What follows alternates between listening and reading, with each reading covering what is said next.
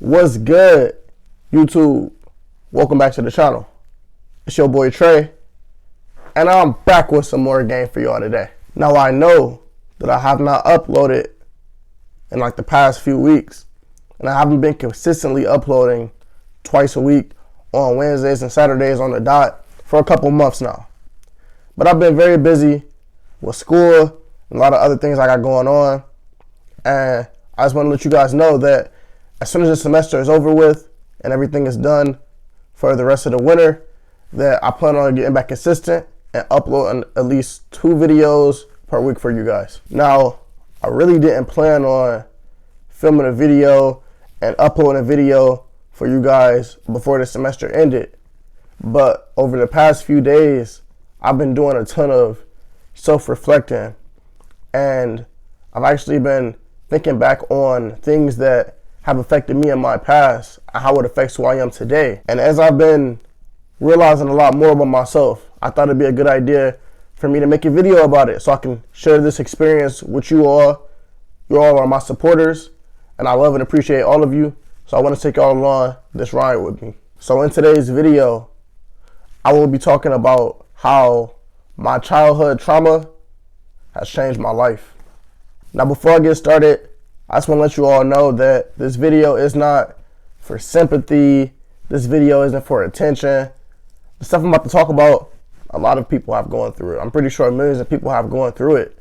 But I really just wanted to open up to you all, and really, hopefully, it can be something that you guys can be inspired by. Now, if you haven't already watched my Who Am I video that I posted about a year ago on my YouTube channel, which was pretty much the story of my life, all the big things that happened and things that really affected my life and made me become the person who I am.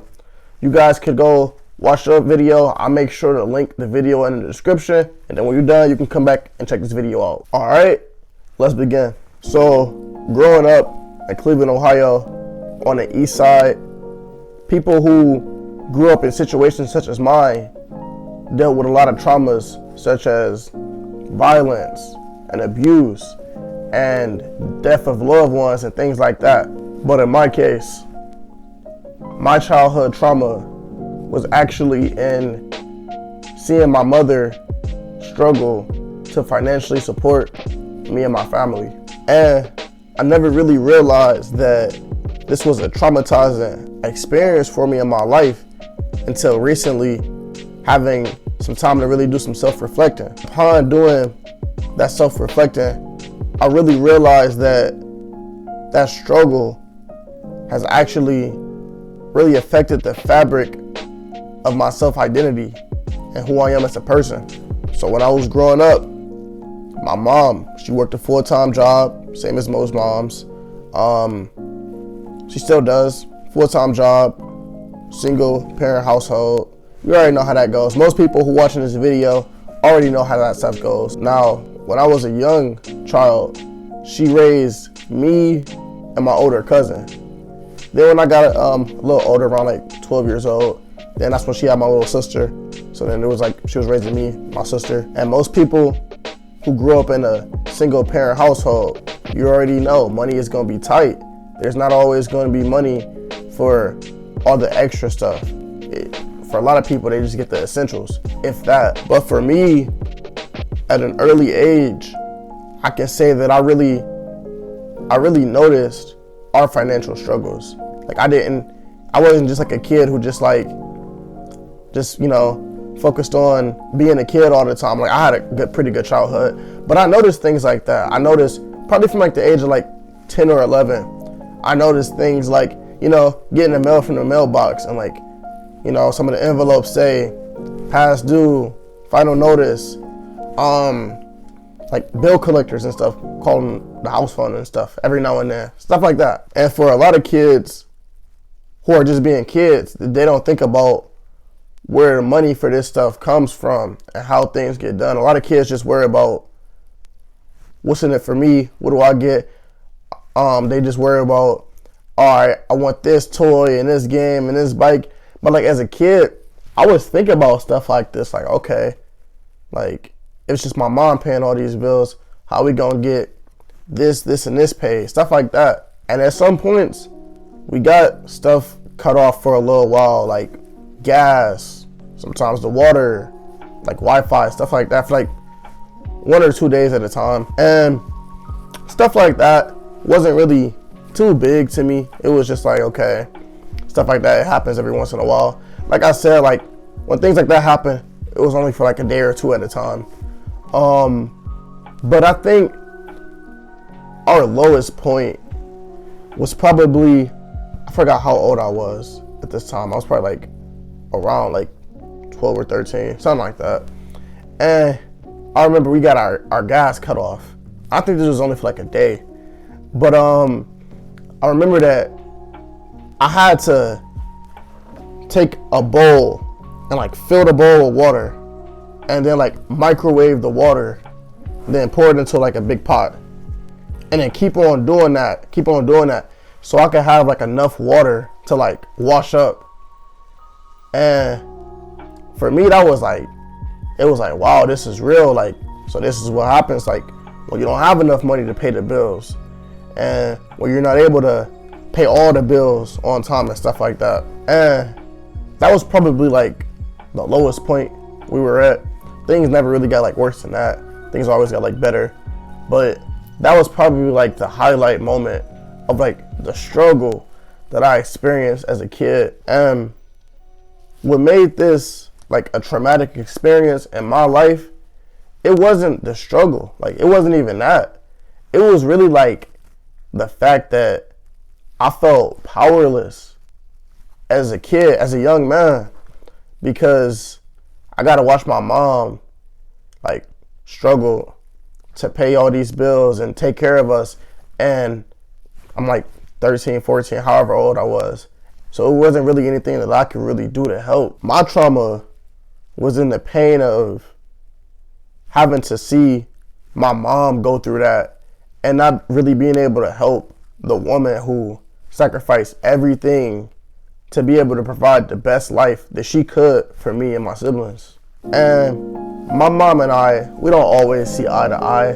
We often butt heads, but it's a different type of pain having to see her go through all that. One of the deepest pains that I can ever say I experienced in life was me just seeing her. I'll never forget this day, but me seeing her just in the living room, like in tears, like praying. And like, obviously I don't know what she was praying about. I can't read her mind, but I assume it to be just praying for, you know, a better way to be able to provide for us and to get us out of that situation.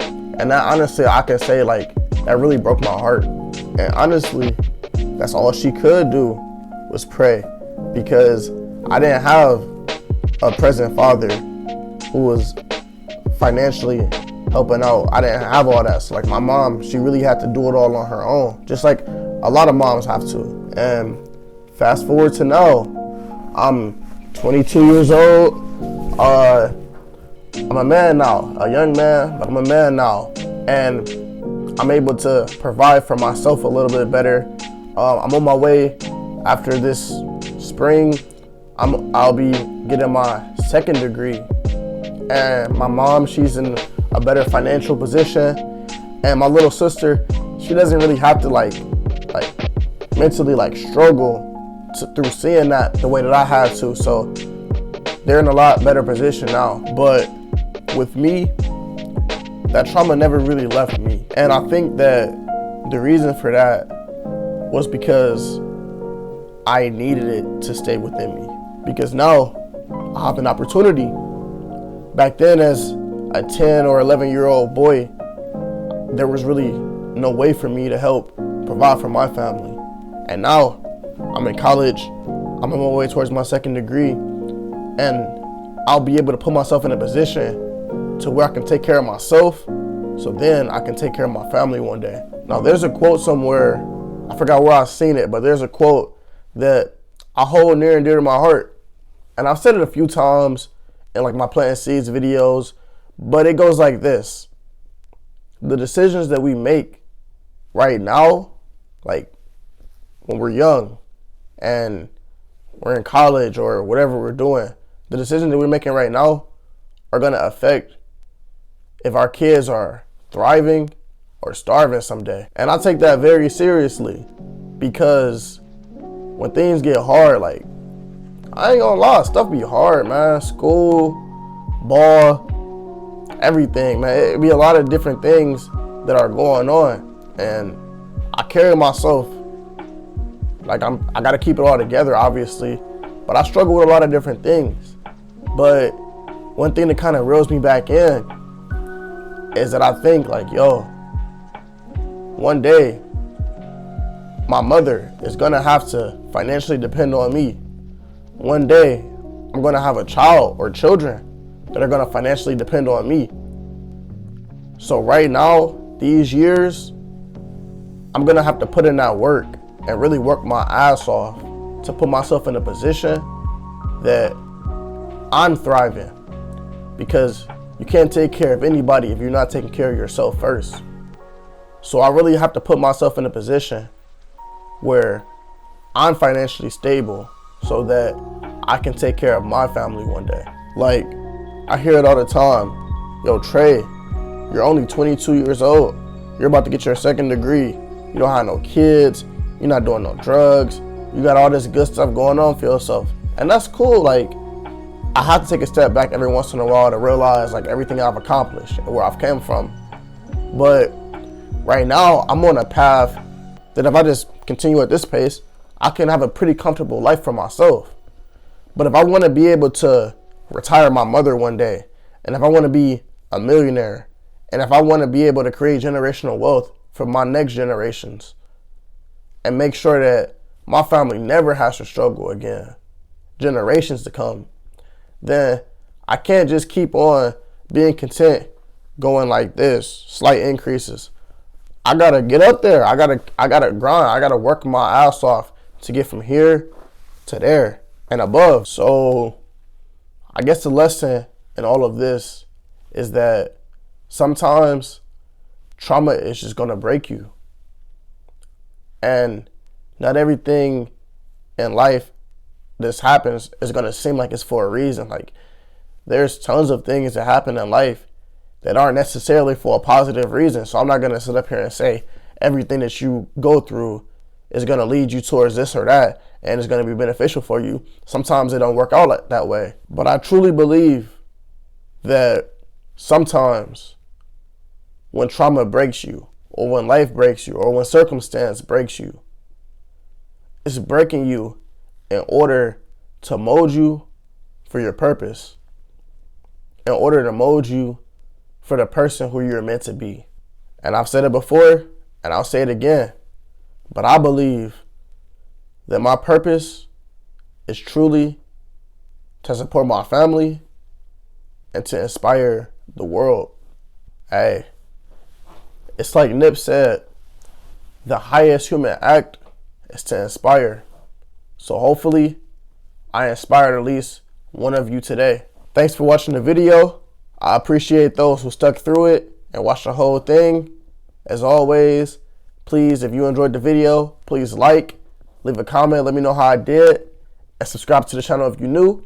If you already subscribed, please turn on post notifications, and I'll be back soon. And until then, remember, always get 1% better every single day. I'm out.